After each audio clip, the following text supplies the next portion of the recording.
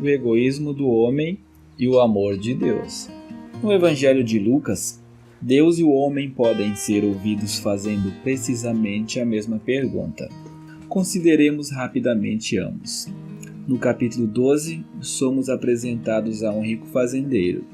Deus é encontrado coroando providencialmente toda a prosperidade que esse homem já possuía, com a dádiva de uma colheita tão ricamente abundante que, na realidade, ele não possui nenhum celeiro para a inundante abundância. Ele observa seus campos de cereal ondulando ao vento e cuidadosamente calcula a capacidade dos seus depósitos existentes. E, então, faz a significativa pergunta: que farei? A resposta que se segue tão somente demonstra, de forma clara, onde está o seu coração. 4 vezes em poucas linhas ele diz: eu farei, eu derribarei, eu edificarei e eu recolherei.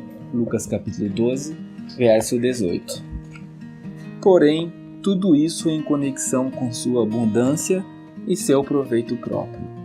Nada menos do que 10 vezes em poucas linhas, ele usa as significantes palavras eu, meu ou minha.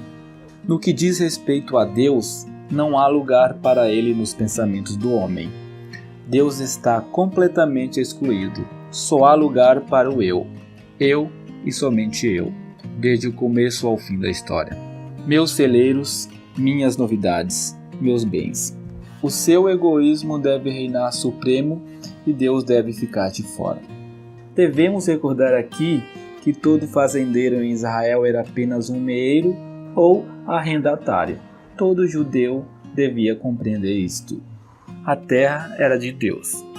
E antes que qualquer desses arrendatários tivesse tomado posse dela, Deus havia estabelecido regras bem claras acerca da terra. E a mão do seu servo Moisés havia escrito isso para que todos estivessem certos de compreender bem. Veja Levítico capítulo 25, verso 23. E também a terra não se venderá em perpetuidade, porque a terra é minha. Em vez de reconhecer isto, o rico fazendeiro é visto expulsando completamente a Deus. Mas o aviso de despejo que o homem recebeu, verso 20, provou que, apesar de tudo, ele não passava de um inquilino.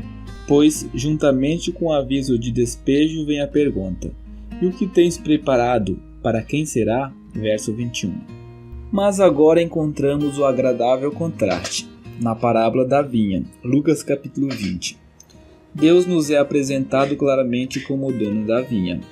Como tal, ele naturalmente requer a porção do fruto que, por direito, é devida a ele. Ao invés de receber fruto, no entanto, vemos que seus servos receberam apenas sofrimentos e contusões.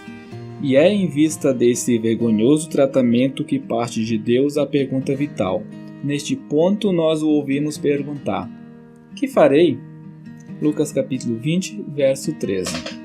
Já vimos o homem fazendo a mesma pergunta, e ouvimos sua resposta: isto farei, satisfarei a mim mesmo e deixarei Deus de fora.